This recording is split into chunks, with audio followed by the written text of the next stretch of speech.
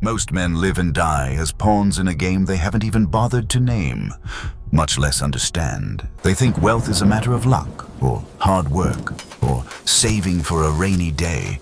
But the truth is far more clinical. As Niccolo Machiavelli famously observed, everyone sees what you appear to be, but few feel what you really are. In the world of money, the appearance is the financial advice given to the masses. The reality is a cold-blooded calculation practiced only by the few. Today, we are going to strip away the comforting lies. We're going to look at why the bottom 99% are fundamentally designed to fail, and why their misunderstanding of power keeps them in a state of perpetual servitude. If you're looking for a pat on the back, you're in the wrong place. But if you want to understand the mechanics of the throne, listen closely. We've analyzed the data, and more importantly, we've analyzed the history of those who actually win. What the divide isn't about how many books you've read or how hard you can grind. It's about a psychological architecture that distinguishes the ruler from the ruled. The first great deception you've been fed is what we call survivorship bias, and it is the most effective tool for keeping the poor in their place. Machiavelli warned that the vulgar are always taken by appearances and by the results of an event. This is exactly why common financial advice is a death trap. We are told to study the victors, the men who made it to the top, while ignoring the thousands who followed the exact same path and ended up in the gutter. Think about the tech boom of the late 90s or the crypto evangelists of today. For every kid who turned $1,000 into 10 million, there are 10,000 others who invested their life savings, followed the proven strategies, and were wiped out in silence. We don't write biographies about the man who lost his house trying to be an entrepreneur. We don't make documentaries about the investor who went bankrupt following the gold standard of his time. Because we only see the survivors, we assume the path is safe. This is a strategic illusion. You must realize that just because the elite do something, it doesn't mean that doing that thing is what made them elite. It's a classic confusion of cause and effect. Well, you see a billionaire with a diversified portfolio of index funds and bonds, and you think, I should diversify to get rich. That is a fatal error. That billionaire is diversified to stay rich, not to get rich. To get there, he likely did the opposite. He concentrated his bets, he took massive risks, and he practiced a level of ruthlessness that would make you lose sleep. Consider the story of Stephen Schwarzman, the co-founder of Blackstone. In the early days, he wasn't diversifying, but he was fighting for survival, leaning into high-stakes private equity deals that required absolute focus and a lack of sentimentality. He wasn't following safe advice. He was playing a game of conquest. Only after the kingdom was won did he adopt the virtuous habits of the stable investor. If you try to play the end game of a survivor before you've survived the battlefield, you are effectively committing financial suicide. Where the masses are taught to value literacy, knowing how to read a balance sheet or understanding compound interest.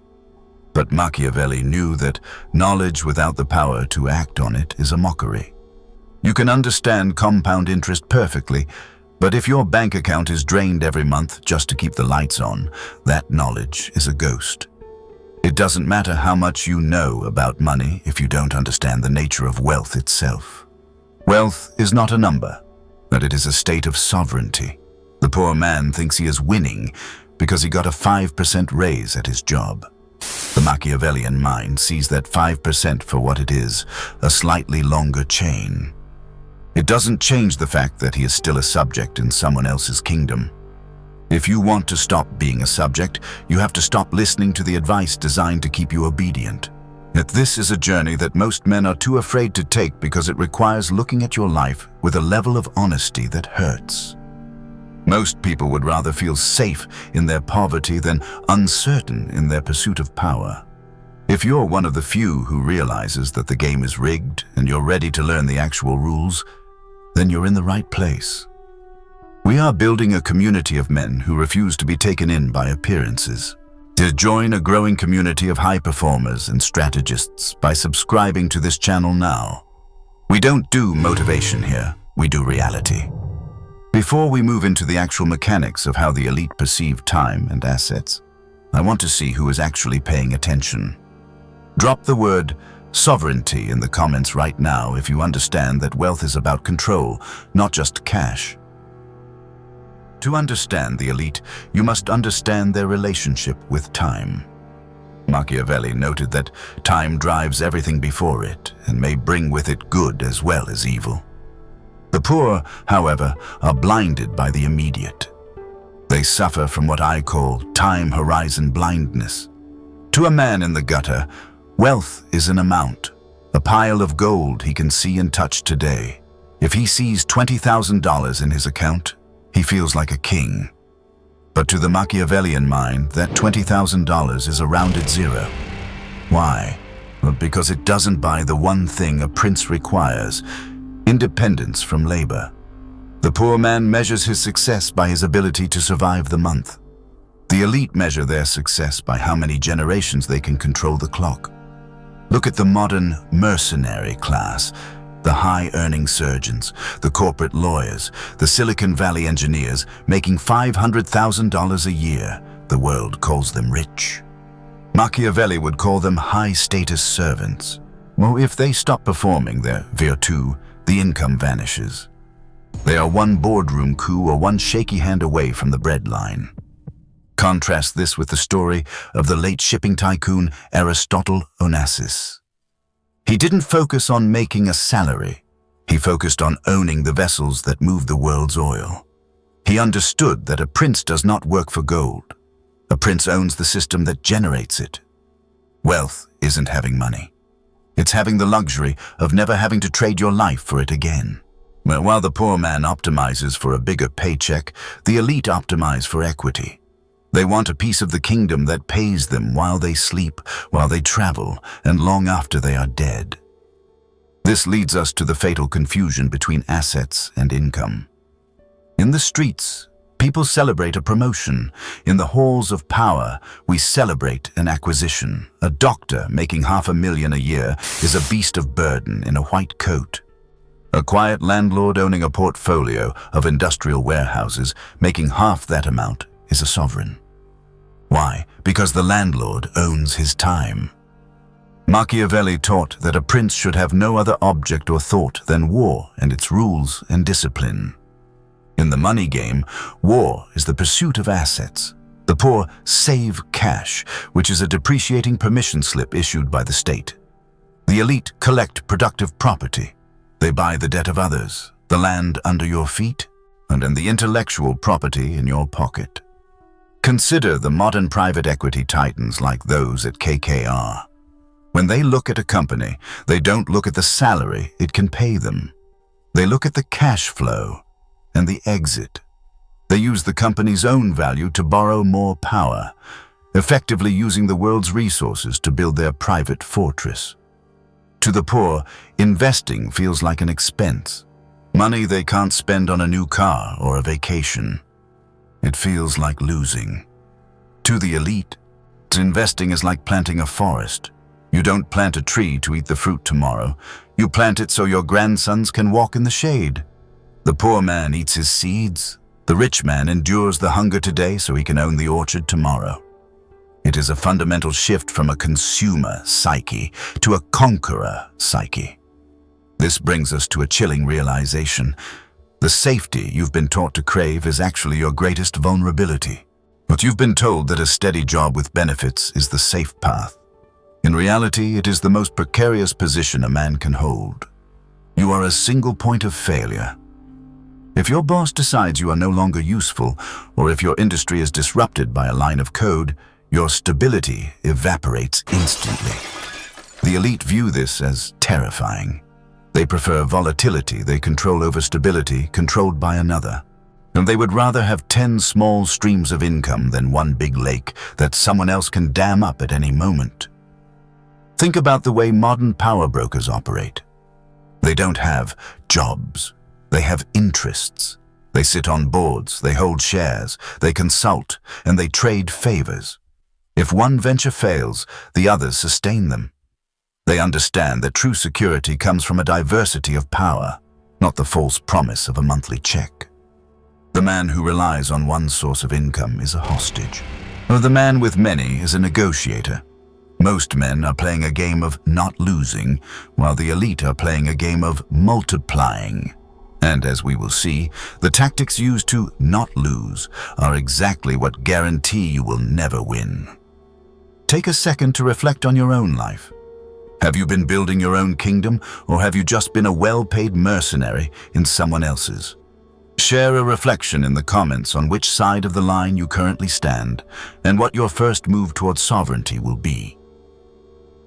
Machiavelli once wrote that the man who is isolated can very rarely achieve anything, but if he has his own troops, he will find that his power is increased. In the modern theater of wealth, your troops are your dollars, and the war is risk. This is where the divide becomes a chasm. The poor and the middle class have a fundamental inversion of risk. They believe that a job is a fortress and a business is a gamble. They have been conditioned to fear volatility as if it were a plague. But the elite know that the only thing more dangerous than a risky investment is a guaranteed life.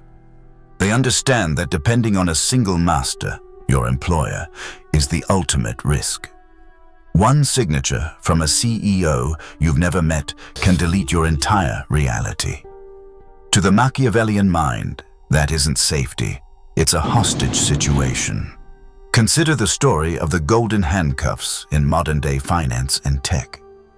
You have vice presidents at major banks making $800,000 a year who are, for all practical purposes, impoverished in spirit and freedom. They cannot quit because they have scaled their debt to match their income. They are playing a game of stability and servitude. Now, look at someone like the legendary speculator George Soros. When he broke the Bank of England in 1992, he wasn't looking for a steady paycheck. He saw structural weakness and bet billions. So he embraced volatility because he had the virtue, the ability and the resources to turn chaos into a kingdom. The elite don't seek to avoid risk, they seek to own it. They understand that in a world of sheep, the man who controls the fence is the only one who is truly safe. This brings us to the great myth of delayed gratification. You've heard the sermon 1,000 times. Rich people are successful because they can wait for rewards, while poor people want everything now. This is a shallow, patronizing lie.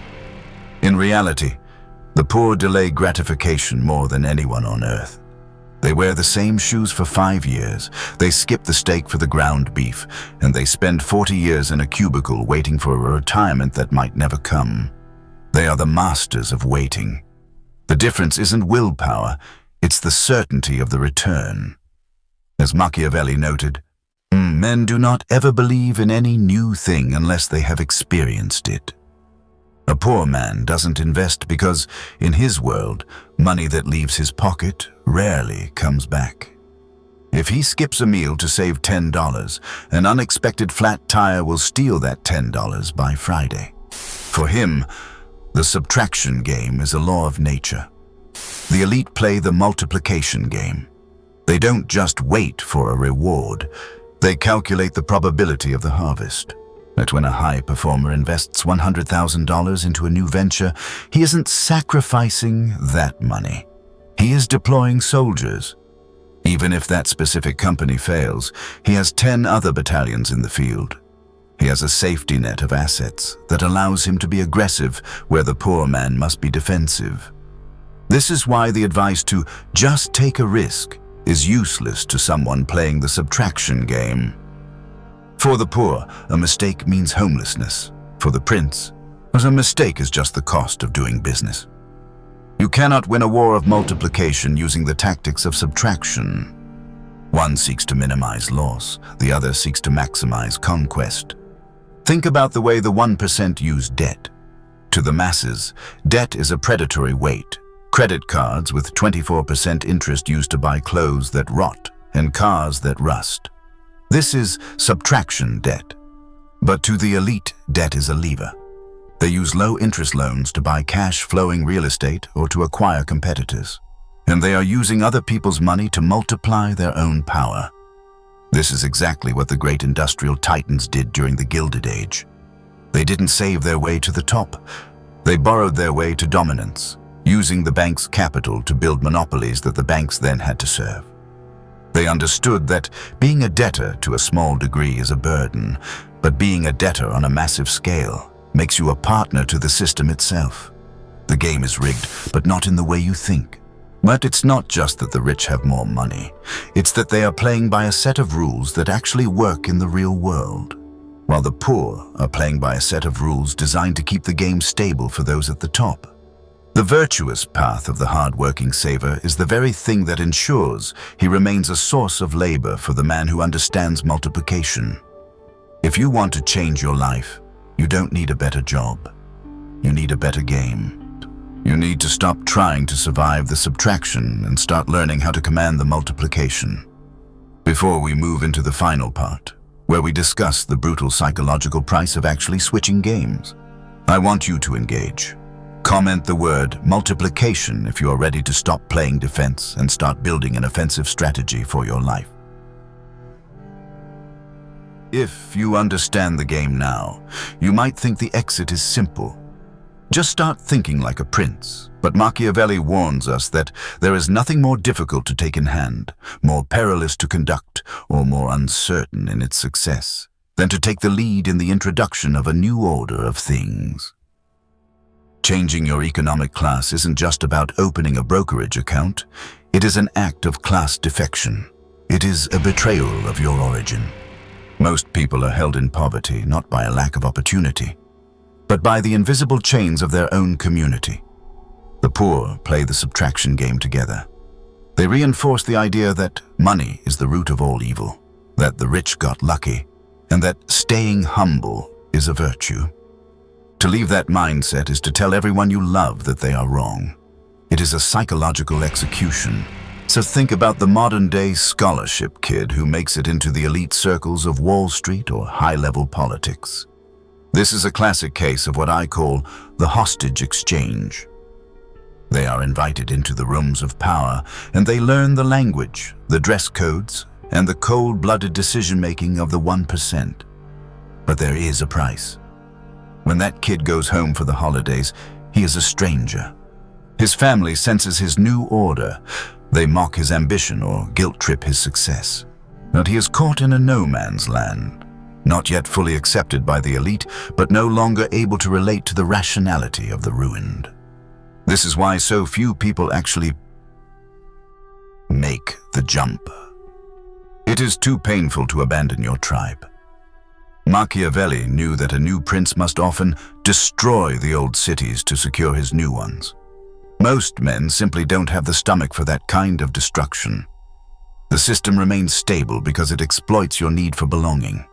The elite benefit from the confusion of the masses because as long as the poor believe they are playing the same game as the rich, just losing at it, they blame themselves or bad luck. They don't realize they are actually playing a different sport entirely. This confusion prevents the kind of systemic uprising that keeps tyrants awake at night. Meanwhile, the poor benefit from staying confused because the truth is too heavy to carry. And to admit that you've spent 20 years playing a game you are guaranteed to lose is to admit that you wasted your life. It is much easier to stay in the community of the virtuous poor, complaining about the rigged system while continuing to play by the very rules that rig it. Ultimately, wealth is a product of three cold realities: surplus capital you don't need for food, the time to let that capital fight for you, and the psychological safety to endure the war of risk. And if you are living paycheck to paycheck, you have none of these. You are a man trying to learn to swim while drowning.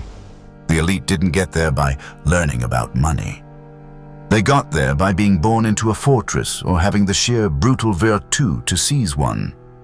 They teach their children the multiplication game from birth. They don't talk about jobs, they talk about acquisitions. They don't talk about saving, they talk about deployment.